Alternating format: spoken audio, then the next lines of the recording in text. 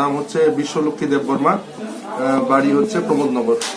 তো সেখানে আসার পর দেখলাম যে পেশেন্টের হেড ইঞ্জুরি আছে আর কাট ইঞ্জুরি আছে, one back of the head 5 centimetre into 3 centimetre approx.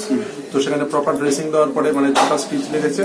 তারপরে পেশেন্টের বিপি আর পালস রেট একটু বেশি আছে, কিন্তু মানে সেরকম ডেঞ্জারের মধ্যে কিছুই ছিল না। তো পেশেন্ট যেহেতু হেড ইঞ্জুরিটা একটু ব্যাক মানে পেন হবে, তো সেই হিসেবে আমরা প্রাইমারি ট্রিটমেন্টের পরে আমরা প্রাথমিক অবস্থাতে আমরা জীবিত রেফার করেছি।